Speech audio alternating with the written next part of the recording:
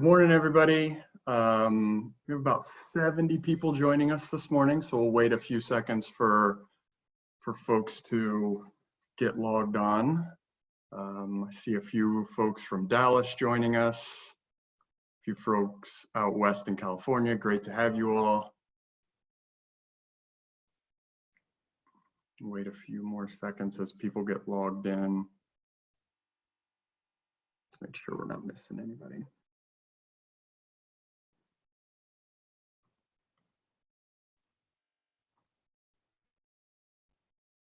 All right. Good morning again, everybody. My name is Jake Schmitz. I work for SchoolWorks, which is an educational consulting company based in central Massachusetts. We support schools and districts, charter networks across the country in a variety of ways. We are taking this opportunity now to connect some friends, some partners to share insights, share ideas, kind of given our current circumstances, just to learn from one another. Before we get started, I want to take a moment just to hope, we hope that everybody, your families, your communities are also safe and healthy. This is obviously impacting us, this pandemic is impacting us in a personal way, obviously impacting us in a professional way as well. And we hope to share some ideas and some insights today, create some space to tackle some of the current circumstances that you all are facing, to better support your students, your families, your staff moving forward. So just excited to have you all joining us this morning. A few logistical items. We will have an opportunity for you to all, for participants to ask questions. If you could submit those in the Q&A section, we will share those with panelists towards the end. If you do have a question, it would be great if you could list your organization or where you're located. We'd just love to hear where folks are coming from. We will have some resources to share afterwards that our panelists will talk about a little bit during the webinar. We'll share that in an email after the webinar. Want to do very quick introductions for our panelists, and then I'll give them a few minutes to talk a little bit more. Kristen Watkins, the Director of Personalized Learning in Dallas ISD. Nicholas Kim, Director of District and School Success for Summit Learning in Darby West, who is a school leader at KIPP Sunshine Peak in Colorado. We'd also like to know who's on the call. So we have a quick poll here. If you could select the role that best describes you when it comes up, teacher, school leader, etc. Give you all a few seconds to submit answers. Looks like we have folks from a variety of different walks of life, which is great. Couple more seconds for folks to submit answers. All right. And again, looks like we've got folks from all over here, teachers in both the district and charter world, some foundation and support partners. Great again to have you all joining us. I'm going to turn it over to our panelists to give you a bit more context of their responsibilities and the areas that they work. Kristen, I'll start with you. Great, thanks, Jake. All right, my name is Kristen Watkins. I serve as the Director of Personalized Learning for Dallas ISD. We have 222 schools with almost 155,000 students, so we are a very large urban district. Out of our student population, we have about 44% English language learners and 88% free and reduced price lunch. In my role, I predominantly spark innovation and support our personalized learning schools in the district through fellowships and professional development. Great, thank you, Kristen. Nick, do you want to go next? Yeah, sure. Good morning, everyone. My name is Nicholas Kim. I am the Director of School and District Success which is a fancy way of saying I lead a team of folks who support about 200 schools across the middle of the country in implementing Summit Learning. So from adoption through the change management process and hopefully to steady state. Great, thanks, Nick. Darby, you want to go next? Hey everybody, my name is Darby West. I'm the principal at KIPP Sunshine Peak Elementary out in Southwest Denver, Colorado. KIPP is a national network of charter schools, and I'm part of a region in Colorado with 6 schools, 2 middle, 2 elementary, and 2 high schools. My school is a dual language school. We opened last year, so this is only our 2nd year in existence. So we have preschool, kindergarten, and 1st grade this year, and we'll keep growing through 4th grade until we are fully grown. Some demographics. We have about 90% of our kids are English language learners, about 17% of our kiddos have IEPs, and we are about 85% free and reduced price lunch. And up until 3 weeks ago, I knew nothing about remote learning. Great context to share. Thank you so much. So let's dive into questions. We'll start with basics. Nick, I'll start with you. What, in your opinion, are the 2 to 3 key components to a successful remote learning program? Yeah, well, first, for all of the people who are directly in buildings like Darby, you all are doing the real hard work, so a deep appreciation for you all. In the set of schools that we've seen, there are like maybe 3 sort of generalizable themes that we've seen in remote learning plans that we've found, that people have found to be really successful. So the first is schools making a real concerted effort to have clarity of vision and expectation for the folks like in the buildings and out of the buildings. So students, teachers, families, like what do I want to be true at the end of this experience? What do I want kids and families to say about their experience? And school leaders having real clarity about that. Which I think brings me to this, maybe the second theme I've seen, which is like narrowing the focus. It's not possible to do the 8 hours of school that you would have done in the building at home. And as you start to get in this world of like kids having to babysit their siblings and, families also having to work, and you get into that territory, is just sort of really being clear about, first, what is my vision? What do I want to be true? And then how do I narrow that so that it's really clear what are the few things that I really want students to walk away with? What do I want families to know about what's going on? So I know that I sort of cheated, but those are like sort of 1A, 1B of what I've sort of seen. Maybe the second generalizable thing is schools prioritizing connection with other people. And I think I would maybe broaden that to remote learning plans where the first priority is taking care of your people. I think has typically been the most resonant and has gone the furthest, because when you start from those relationships, it's really easy to extend and to know, okay, which kids am I checking in on? How am I taking care of my community?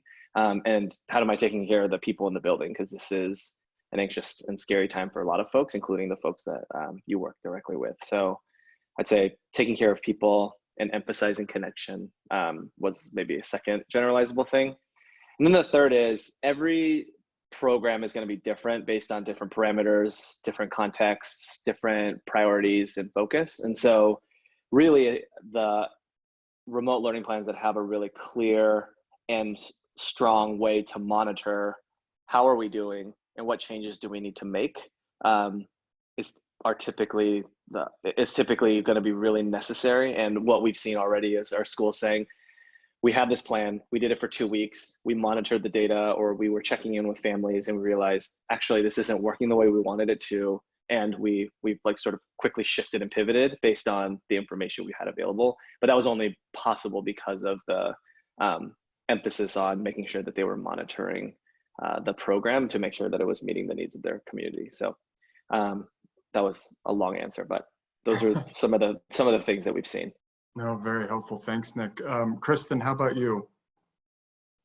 Yeah, I think you nailed a lot of that there, Nick, for us. But I would just add on, I think the 3 things that come to mind for me is a strong two-way communication channel between the teacher or the school and families and students.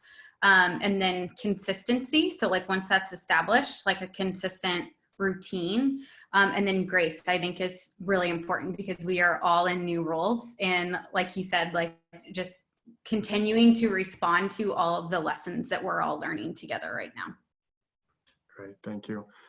Darby, how about you? Considering, as you mentioned 2 weeks ago, you knew nothing about remote learning. What would you say after this transition?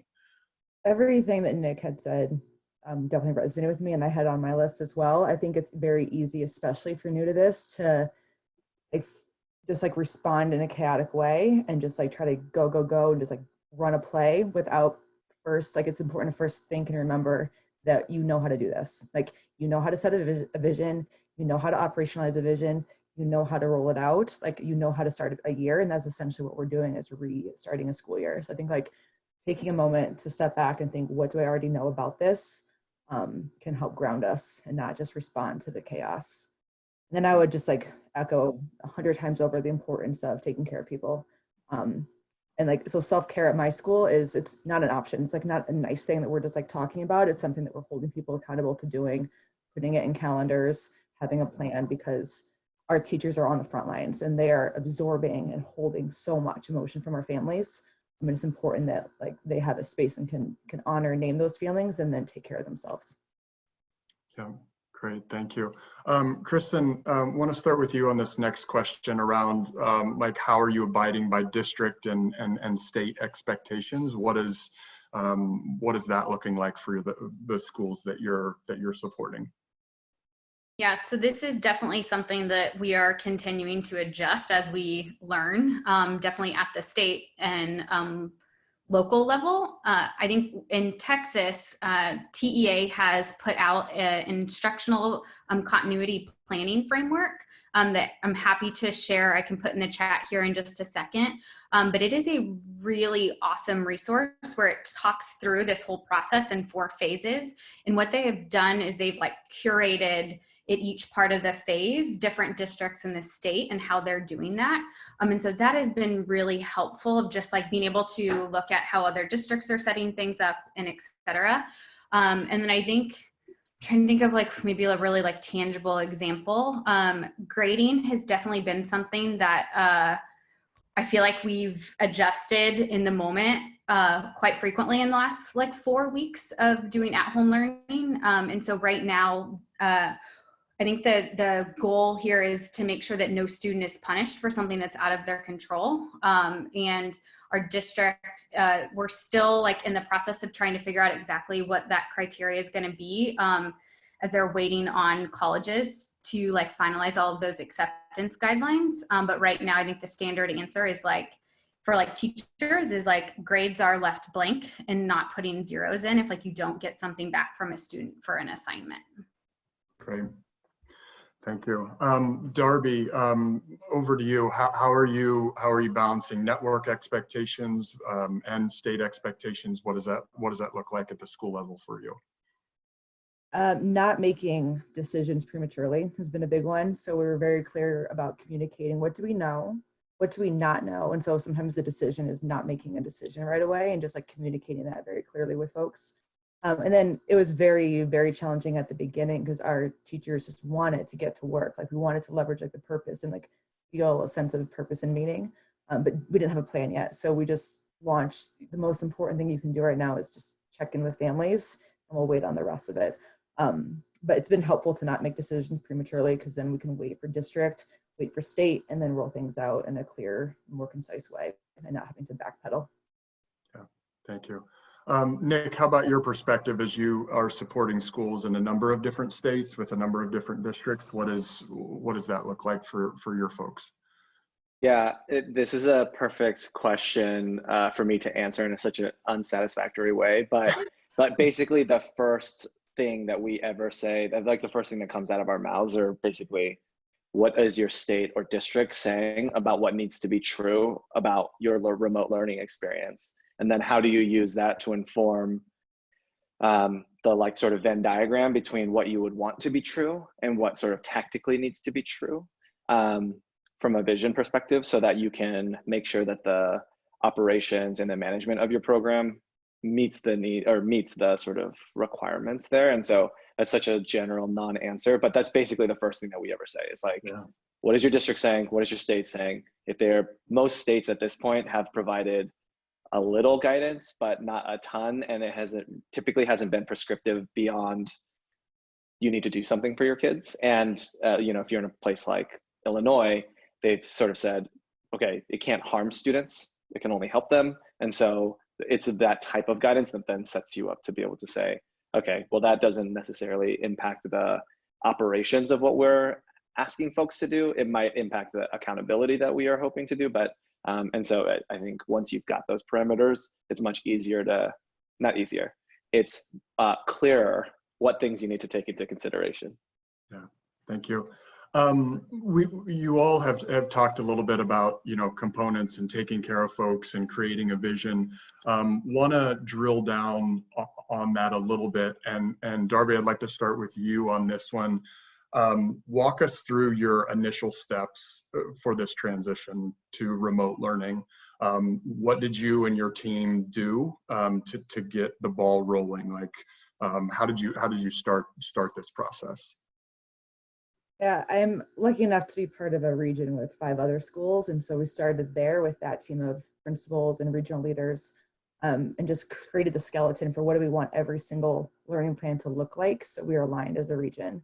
So families who have kids at the middle school and the high school and in elementary have a common experience. So we created this whole vision that, to Nick's point at the beginning, rolled out and named very specific expectations for every single stakeholder. And then we're like, great, we have this awesome plan. How do we make it happen? And that became the most important part around creating our school-based launch plan. So my leadership team and I, we just sat down and just dumped every single action step that it would take to put this, make this thing breathe, which is the resource that we'll send out at the end. So for the first few weeks, it was just monitoring that. That was step 2. And then step 3 was like building out our weekly goals and making sure they're very bite-sized. So in our week 0 before like the real learning started, it was, do we have 100% contact with families? Do we have an update on their wellness? Do we know what is baseline? What are their needs for food, for like what's their employment status? And so we had 98% contact with families by the time we started with actual instructional lessons. And this week, our goal is, can all families access our instructional videos? And we're finding that even if they could get online and we dealt with all the tech, now we're dealing with bandwidth issues because they have 4 siblings at home who are also trying to do remote learning. Yeah. So creating those bite-sized action steps or goals for every single week, and that is the only thing we're measuring right now. Yeah. And that can keep us focused on like the small things. Great, thank you. Nick, the schools that you're supporting, what, schools that did this successfully, what were their kind of initial steps? I think the first step is more of an affective step, which was like people leaning into their strengths. A lot of our schools, I think maybe to Darby's point here, it sounds like a strength of her school was relationships with students and families. And that is typically the way that we would want people to take initial steps, which is like build confidence, build connection in like, this is an unknown territory. We want to like assure you that we are still the school that your student goes to, and we're here to take care of you. And that is typically the way that people lean into the initial planning stages. Just like first and foremost, what are our strengths? How do we leverage those to create a solid plan? Second point that Darby made also is what I wrote down here, which is like gathering information quickly.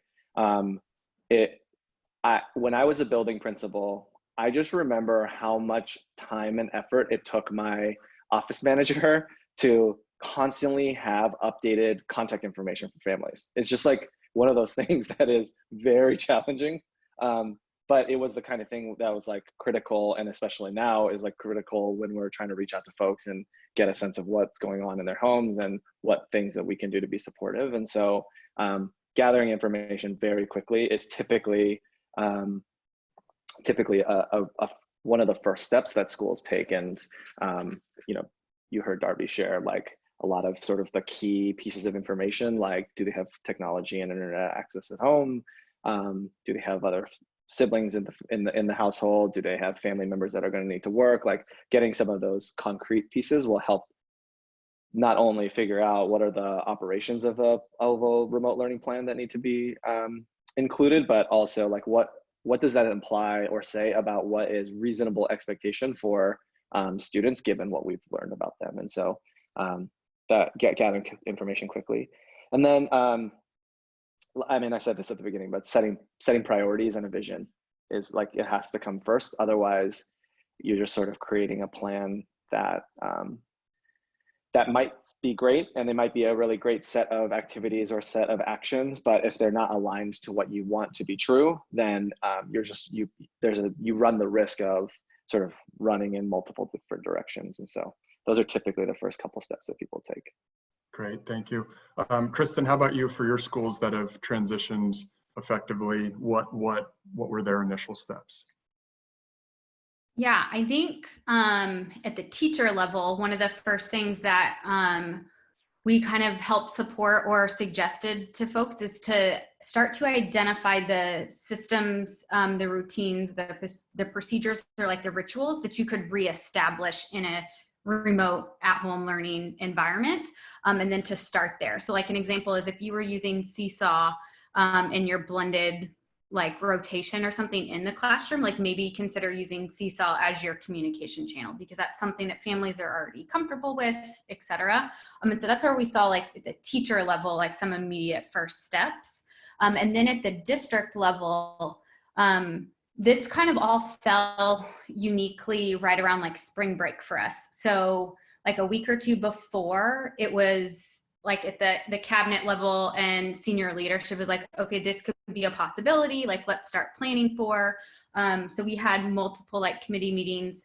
Our teaching and learning department started to put out at-home learning plans for every grade level to use across the district. And so we had that ready and we communicated that to families before they left for spring break in the event that something would happen. And then the other thing that we did in terms of like technology, so we're in a unique situation where 6th through 12th students all have one-to-one devices, Chromebooks, but they don't ever take them home. And so Thursday and Friday before spring break, it was like an all call to principals of, okay, let's adjust, let's send home the devices in the event we don't come back so that they're home. And so that was a couple of the big key pieces. And then in terms of like the personalized learning, the team and what we were doing in those last couple of days before spring break was we made a huge like list of like all of the anticipated needs in terms of supports and professional development at the principal level, the teacher level, student level, of thinking through, okay, how will students connect a Chromebook to the internet for the very first time if they're used to it automatically connecting, and just thinking through all of those steps so that when we came back or a decision was made, that we were kind of a couple steps ahead of like anticipating needs. Great, thank you. I want to piggyback on that technology piece a little bit, because a question that we're hearing a lot is, you know, students that don't have access to computers and or internet. What does that look like? And it sounds like a lot of your students do, but would be interested to hear. Nick, I'll start with you. For schools that are maybe struggling or students don't have the appropriate technology or access to internet, what are schools doing to engage those students, ensure that they're still learning, et cetera? What have you seen with your schools? Yeah, so depending on the community, they have access to different types of supports or grants or sort of free access to things. So we have a lot of districts who have seen sort of like federal grants, or, you know, I think probably everyone's seen on their Facebook feed something about like Comcast giving out free internet or $10, you know, so like sort of first doing some groundwork to figure out what is applicable to my community, what might be a resource that people can have access to. I think this is the pre-step to all of this is first figuring out which families does this apply to, and not making assumptions about things, but actually getting concrete information about what is true about the community and what are the needs. So first, like seeing what is out there. And then the second is, I think for schools that have a lot of, a large population of their community who don't have computer or enough computer access or internet access, typically they've gone to sort of printing out the curriculum and creating sort of packets that are either weekly or like, for every 2 weeks, that they've created a safe way for the families to come to the school, pick up those packets so that they can sort of continue the learning while they're at home. And so there haven't been perfect, great workarounds here, other than to say, like, sometimes it just takes, like, the strategy that most schools have taken is for one person to be in the building to sort of organize for everyone at the school, sort of like what the printing packets need to be for how many families and kids, and then figuring out some way to safely get that to students that doesn't require, people to be interacting a ton, and for there to be safety in the way that they do that. Great, thank you. Kristen, anything to add there with your schools? I know you were obviously just talking about it a second ago, but anything else to add there? Yeah, so I think I also just want to reiterate, even though the kids have devices, that doesn't necessarily mean that they have Wi-Fi or all of the other ways and things that they need in order to connect. So before all of this, we had close to, I think, 10,000 hotspots for students already. So we made a purchase, or the district is still in the process of ordering, I think 15,000 more hotspots. And then we've been very grateful for local foundations and different folks who have donated. The district did a telephone survey a couple weeks ago to find out that we had about 30% of families that were still trying to get reliable internet service. So it's just been trying to connect now that as those hotspots start to come in, getting those to the families. Same thing with packets and pickup when they come to pick up food and things like that. That's similar to kind of what Nick was talking about. And trying to think about at the elementary level, the schools, that was kind of a more after week 2, where they started passing out the devices that they had. So some principals went in and kind of dismantled the Chromebook carts or the iPad carts and stuff, and started figuring out systems to get those home with kids. A lot of our personalized learning schools sent home those devices in the younger grades before spring break too. Great. Darby, anything to add on the school level that you all are doing that hasn't been mentioned? Yeah, I'll just say that access is the last thing I think about before I go to bed, and the first thing I think about every morning, because it is that the problem is just immense, and it feels insurmountable sometimes. One thing we did for our kids for kinder and first grade, we had one-to-one iPads already in the building, and so spent an entire day before this was even I guess they had announced it, but we had no information about how this is going to work. Downloading the apps that we needed, like Google Meet, so they could participate in morning meetings, Google Drive, because that's the platform we're using. We're not using Classroom because our kids are too little for it.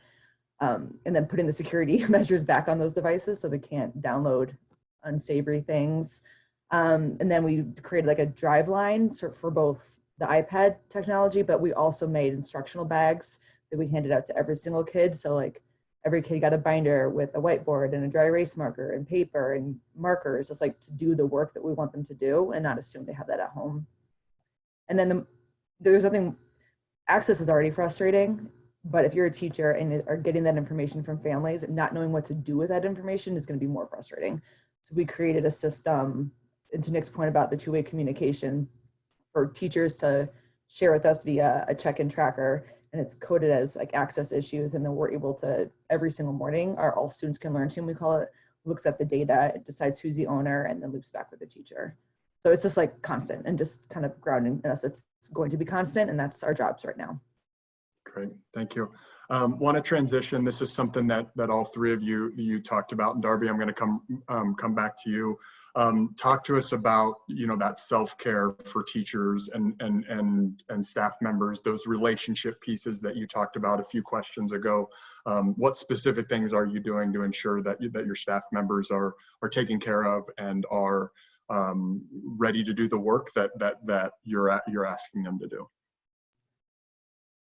Yes, the first thing is treating those adaptive skills and building a remote community in school just as importantly as we would the technical. So our first 3 days were just professional development, and sure, some of it was how to create and upload a video, but a lot of it was how to create a self-care plan, how to work from home when you've never done it before. All those things we held just as important and people just as accountable to. So every single person on our team, like leadership included, needed to make a self-care plan. In our one-on-one check-ins with teachers this week, it's all about holding people accountable to doing it. Like, this is, again, like not an option or something cute to do. This is like your livelihood depends on it. And like, we expect you to show up for families and kids, but to do that, you have to put your own oxygen mask on first. So yesterday, before we did our team huddle at the end of the day, I'm like, if you have not drank water, gone outside, or peed today, like leave right now and go do those things. And just like we talk about it all the time. And then the other piece is giving, like, we have to give teachers grace and meet them where they're at. So for some teachers, like, we're just focusing on how to navigate the technology because that's the thing for them. Some folks are ready for something different, but like every single day, I'm like, how am I going to lead with grace today? Because every person needs something different. Great, thank you. Kristen, how about you all down in Dallas? I think I'm going to be stealing this self-care plan piece. I love that. Thank you, Darby.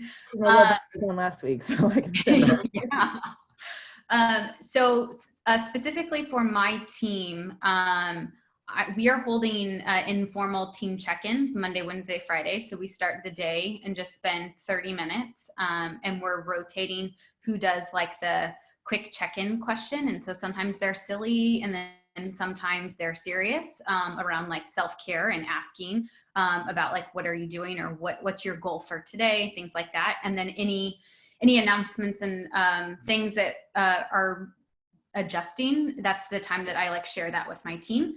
I'm also I did bi-weekly one-on-ones. That's already been something that I've done for years. So we're doing that every week now, where I check in with everyone on my team, either one-on-one or two-on-one frequency. And then something with all of our personalized learning schools is we started holding community time. And so we kind of claim, our PL schools, we call it like our PL family. And so we're calling them like family game nights. And it's Thursday afternoons, and we are just like coming together. If you want to join. If you don't, it's like just like a fun, informal way. And so we've been playing a lot of games. So like finish the lyric or name the movie, and just ways of like having us model things that they can then do with their staff.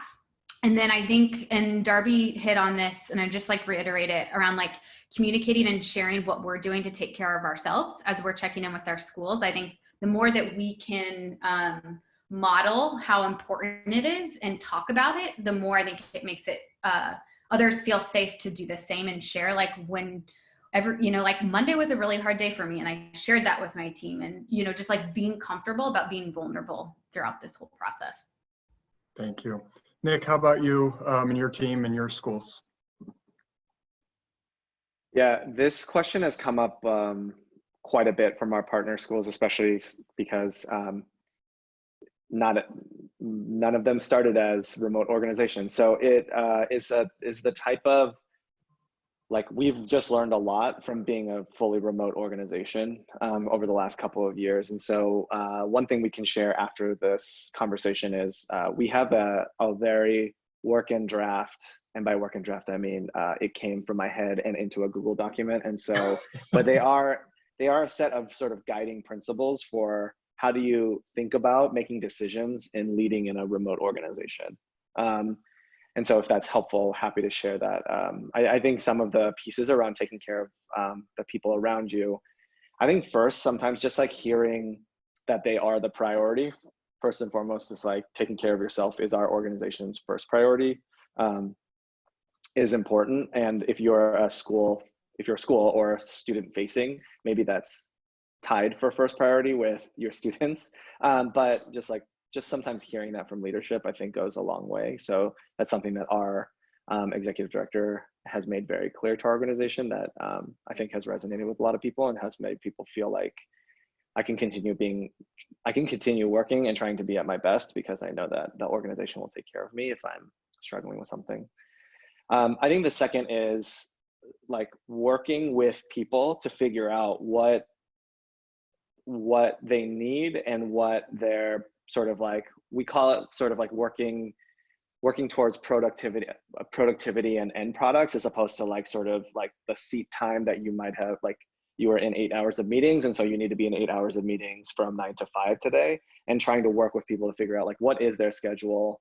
What needs to be true of the way that they work? And maybe they have a kid at home, so they can't be in meetings from 9 to 12.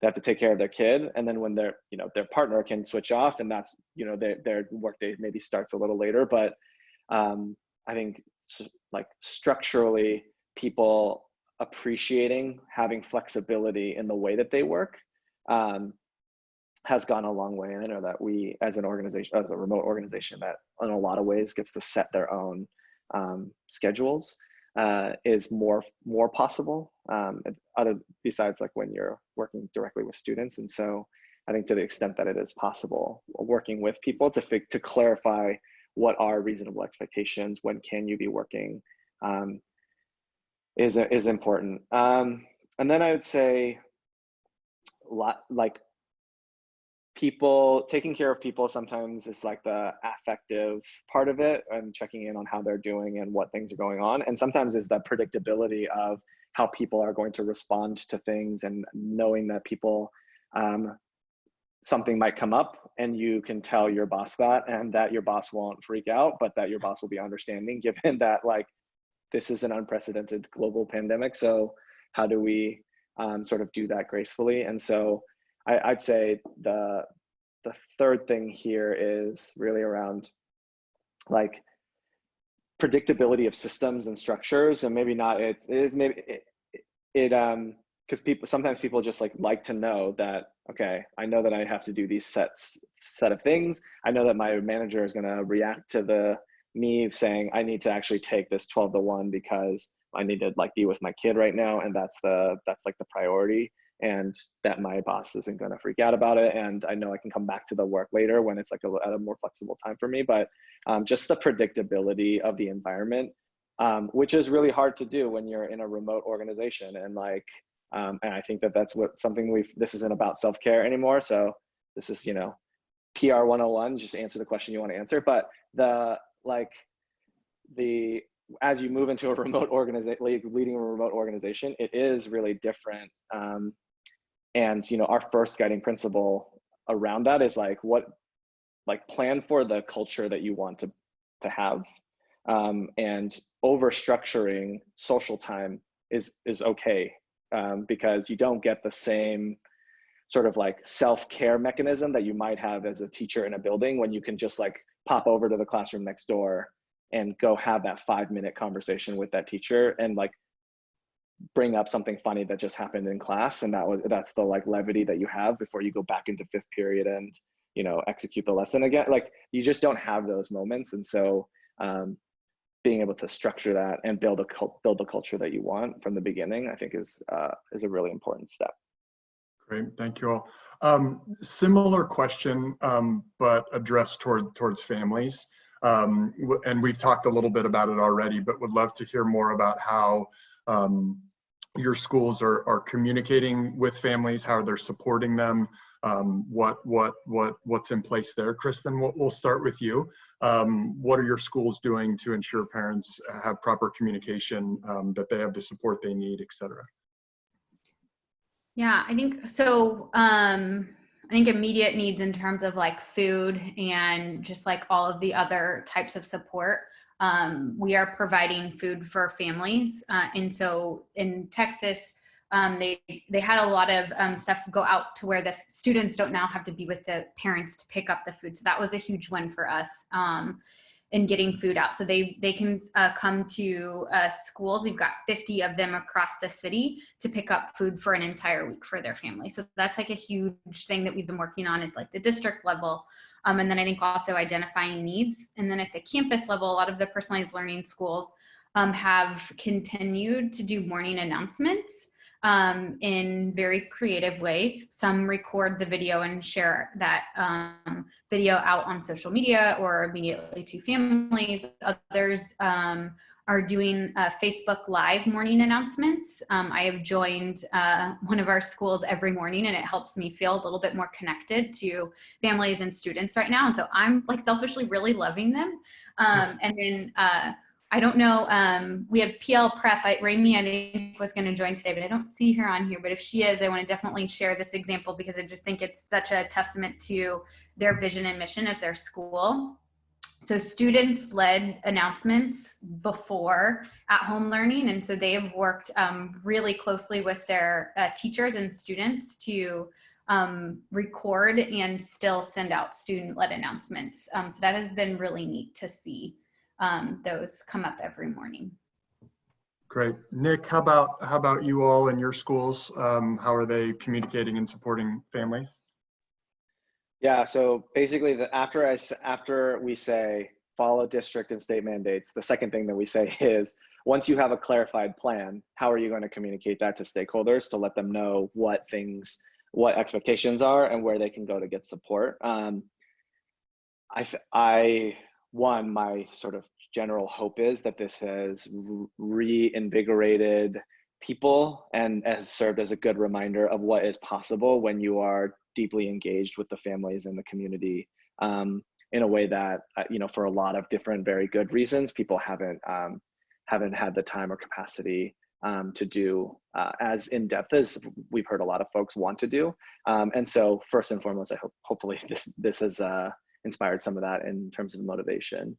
So one thing, this is another thing we're happy to share is we've given schools a sort of parent guide that they can tailor and send out to their communities that's sort of tailored to whatever their school's remote learning plan is, and as a way to help parents sort of think about from a basic level what is true at our school and what the remote learning plan is, and then also really tactically, how can I support my student?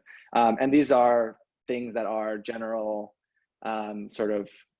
we talk a lot about study skills and how do you support your student at home in like studying. That is like part of the tactical how-to guide that we have shared with our schools more broadly, which they've really appreciated. I'd say another part of it is really around how do you like support your student in developing strong habits like growth mindset or self-efficacy or executive functions. And there are sort of like, we've provided lists of questions and things to think about. I think we tried to think about it from the perspective of if we were a parent, like what are the things that we would need regardless of what the program was? Like what are the things that we think a parent might need? And we know parents are extremely busy. So if I had 10 minutes, what's the thing that I would have them do? If we had somewhere between 10 minutes and an hour, what would I have them do? And then if you had more than an hour, what might you have them do? And so we tried our best to sort of narrow the focus here in that regard. I'd say with schools, really like schools maybe more specifically, consistent communication and knowing what the feedback mechanisms are is really important. And so it seems like some schools are doing sort of like a daily welcome, and parents and students are a part of that. We've seen some schools do sort of like learning buddies with their the parent is the kid's learning buddy, and that's the way that they sort of have access to information and give feedback to the teacher or the school. And some schools have just like committed to having a weekly email go out, just sort of explaining what's going on and like what ways they can get in contact with school, or just like a lot of times some schools, a very small subset of schools, but some schools have chosen to use their sort of robocall feature to share out more broadly, like once a day, just sort of like, how's everything going?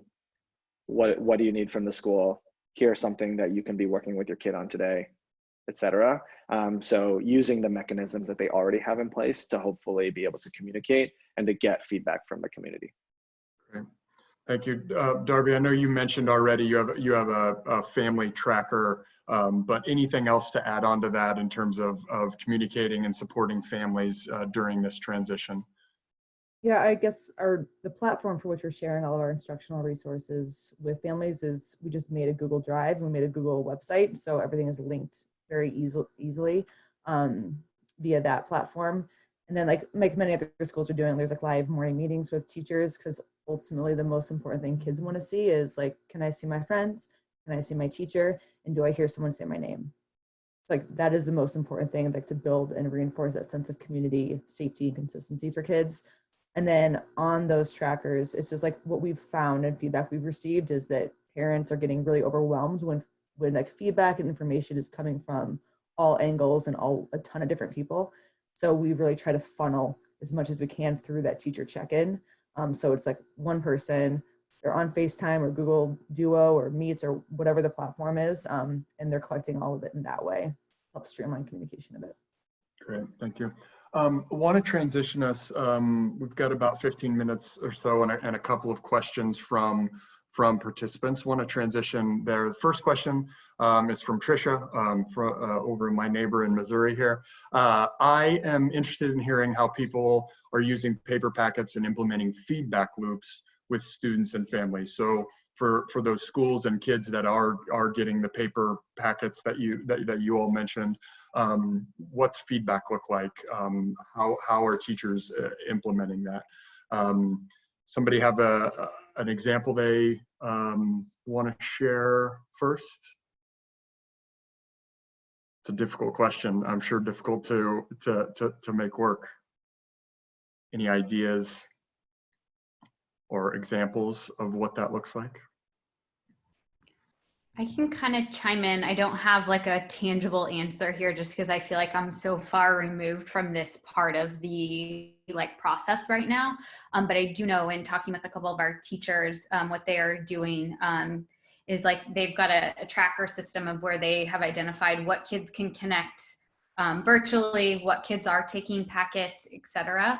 And then they're making calls to those students and like checking in either a phone call and things like that. So I know that that is how a couple teachers are providing feedback on those packets or support if a student gets stuck on an activity or something that they have in them.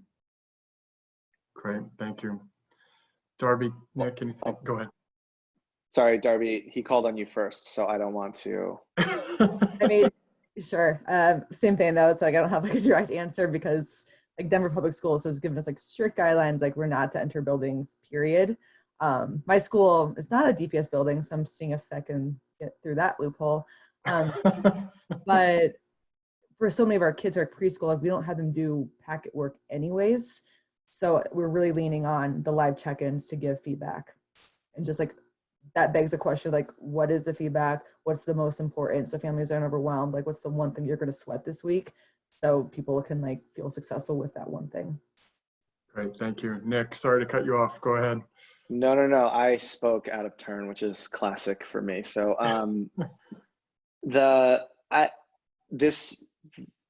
the response I would give, I think, is predicated on the idea that you can do this. And I think if you're dealing in the world of like Carnegie credits and things like that, it might be a slightly different answer. But this is a place where I might encourage folks to narrow the focus. And if the packet work is like, I would say if it's packet work, like what, if anything, can you spiral week to week such that a teacher in week 1 could review the work that's submitted in week 2 and then use that to inform what follow-up they do with students in that second week. So if it's about literacy, or if it's about, reading comprehension or, a literacy skill like that, like how can you spiral that over multiple weeks so that kids get practice at the core skills that you want to, that are most important, that are going to help them for the longer term, and gives your teachers the ability to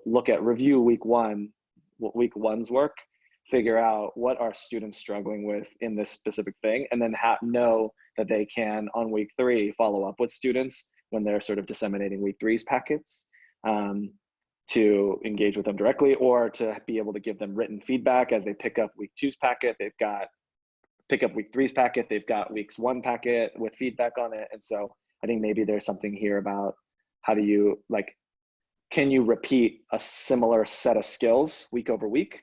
And then can you have teachers, once those packets are submitted, give feedback, like give skills aligned feedback on prior work that might help them improve in future work. Great, thank you.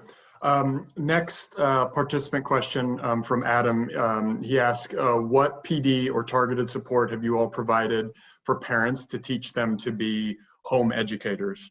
So folks obviously that aren't in education, don't have an education background, what support have you offered folks, and has this worked? Anybody have an example to share that wants to start us off? Can you clarify, it's support for just parents? Yeah, I believe it's support for parents to become the educator, homeschool teaching essentially their child, if that, you know, whatever structure's in place, they're doing some of the teaching. What does that look like? I can start. Great. Okay, so our first couple of weeks were just focused with families on the tech piece, and that's still an ongoing thing. We've created tons of how-to videos, like how to get on this iPad and how to access this, like any question that has come up, we've turned it into a video that we then not only share with families, but the teacher like watches them watch it, so they can like give them feedback in real time. With the tech stuff, we've relied a lot on older siblings too, to walk their families through the technology and internet.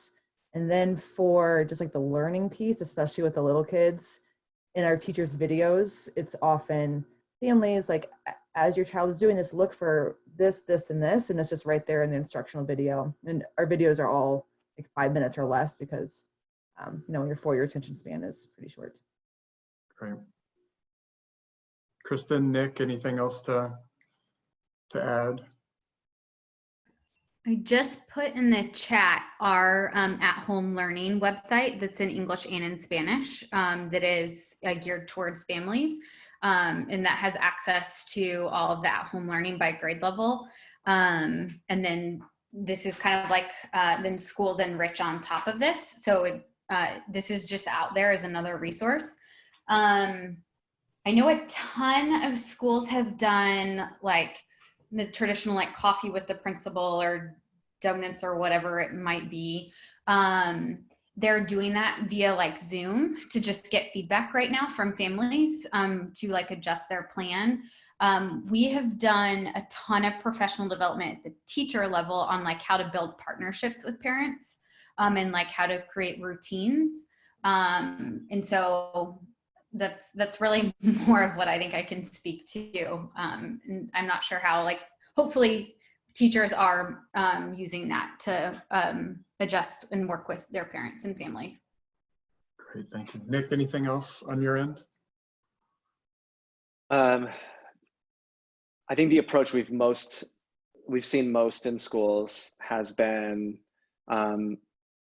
first, like, what are the core things that we want students to be doing? And then what are the parent behaviors that we think might set students up to best do those things? And then giving guidance on that really narrow set of parent behaviors, just because right now that everyone has access to 1 million different lists with 1 million different resources on them. And at some point, it just is not as helpful because there are, you know, it's a curated list of 5,000 things you could do, as opposed to just like a really targeted list of a few things that we think might be helpful. And even if it is just like a set of questions you can ask your student about, like, what are they learning today, and why do they think they're learning it, and what do they do when they get stuck, and reinforcing the word yet, and whatever those behaviors are.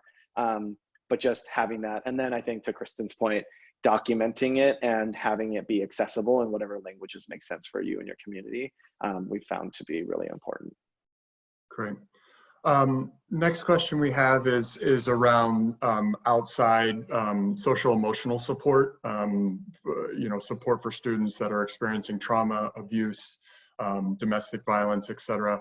What supports do you all have in place? Do your schools have in place? How are you supporting students and families that are needing social and emotional support during this time?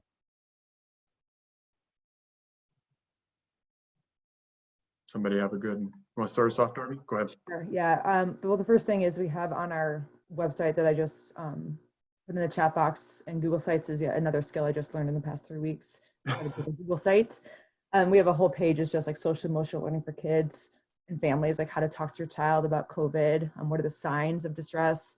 And then in our family check-ins, we have like teachers will escalate something and tag it as social work if there is a social work deemed cause, right? So if there's, and that's a huge category, but that could be Jonathan is really anxious and he's having a hard time like engaging in the work. So then we look through that every single morning with our All Students Can Learn team. And then if it's an action step for a social worker, she will reach back out. But also like sometimes families will disclose information to their teachers because that's who they trust. And so we're also very thoughtful around who is the person following up and why. So our social worker might not be the one sharing that information back with families. We might do it through the teacher. So thinking about who has the strongest relationship that should be communicating that. Great, thank you. Nick or Kristen, anything? Go ahead, Kristen. And just say a lot of the same things, and then I think just a little other thing that our schools and district is doing is just sharing information on social media, on like videos or like just resources or hotlines and stuff too, that I think has been helpful. Nick, anything else? Yeah, I think the reason why Darby's system works is because she has frequent connection points with families, and it's clear that her school has prioritized having those connection points with students and families. And so I think like again, to like whatever vision or guiding principles you would use to set up or to maintain your remote learning plan, like this is one of the many reasons why having a consistent way to check in with kids and to know how they're doing is super important and critical. It's just like to get, if for nothing else, to get a pulse on what's going on, especially because the question implies it, but we have partners that work out of the Houston area, and they sort of, they likened this to sort of like a natural disaster event, like in Harvey a couple years ago, where they had to shut down a ton of schools and relocate a bunch of them, and families were out of homes, and like it just like upended a community in a way that they had just not predicted. And I'd say the now is really important, and like maintaining a connection and figuring out where kids are and how they're doing and what they need. And what's equally important, I think, is going to be, what is the re-entry plan once we are back in physical school, or when we do have to live in a world where potentially we have to start school next year in a remote way? Like, what needs to be true of that experience that acknowledges and takes care of kids in having gone through this type of experience? And so I think that there's like what are we doing now, and how do we support them, and how do we connect with them and make sure that we've got not just a good pulse on what's going on, but also have mechanisms and social workers or paraprofessionals or whoever has the capacity to be maintaining those connections. But then also in the fall, if we do have to come back to school, what are we going to do to support students in that, making that transition back, et cetera. Great, thank you. That's Nick, that's a great lead in. We are here towards the bottom of the hour. We are going to actually share another poll because we are thinking about the same thing, like what does it look like when school resumes back in the building, and would love to get participants to share their thoughts on if you've started to think about that, and we're thinking about it as well, and how we can support folks. We might schedule another webinar with folks, but would love to hear what people are thinking about. So there's a poll up now. Is your school district or network currently engaged in planning for when school resumes within the building? if you can take a second to vote in that poll. Thank you all so much for joining us. I wanted to share, we have an additional webinar on Monday that's geared toward charter authorizers. We'll send a follow-up email. It'll have the webinar information. It'll have the resources that were referenced. I know some of our panelists shared some in the Google chat. As you sign off, please don't close your browser. There's going to be a survey that pops up. We'd love any feedback that you all have. There'll also be a survey that's sent out in the email. And again, would love to hear from you all. Feel free to reach out to us at any time. We'd love to hear how you're doing. If you have questions or sharing best practices, we'd love to hear about that as well. Darby, Nick, Kristen, thank you all so much. I know how valuable your time is, and you are swamped, so just appreciate you all spending time with us this morning. Best of luck to everybody. Hope to see and hear from you all soon. Thanks so much.